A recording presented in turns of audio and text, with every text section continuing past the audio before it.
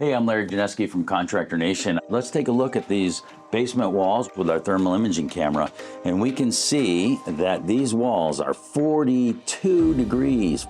That is very cold, okay? And we are losing heat from the inside of this basement through this wall to the outside because heat flows from more to less.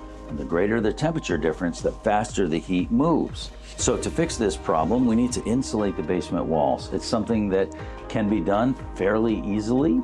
We can see that this homeowner air sealed and insulated the rim joists, and that's the edge of the floor framing system, basically the bottom of the siding outside, so we don't lose heat there and we can make our floors a little bit warmer.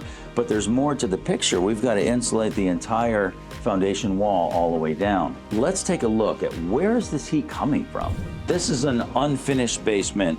You might say, well, my basement is unfinished. What do I care about heat loss? I don't heat my basement. Well, if you have a furnace with ductwork or a boiler with pipe work and a water heater in your basement, you are heating your basement. So let's take a look.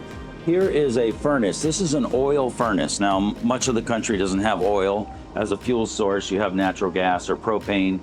But whether it was gas or oil, it doesn't matter. You have a flue pipe. This flue pipe is up to 256 degrees right here. Okay, if we look at this, 234 degrees right here. And then this is heat that could radiate off of this pipe and heat your basement. That helps to warm the basement and warm the floors above and reduce the heating load upstairs if we could keep the heat in the basement. And this is 119 degrees, okay? And we have warm ducts and they're radiating heat.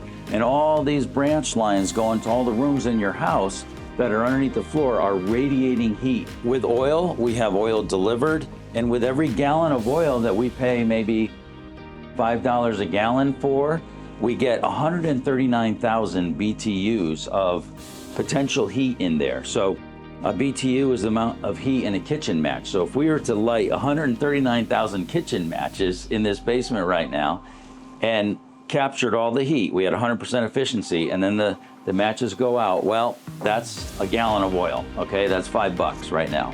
If you have natural gas, you get 100,000 BTUs per therm of natural gas, and that's how you get billed on your gas bill. If you have propane, that's a deliverable fuel like oil. That is 90,000 BTUs per gallon of propane, and that's what you pay for. But you want to keep that heat inside the building so you're not literally robbed 24/7 by a silent thief, which is heat flow through uninsulated basement walls. It's an important issue.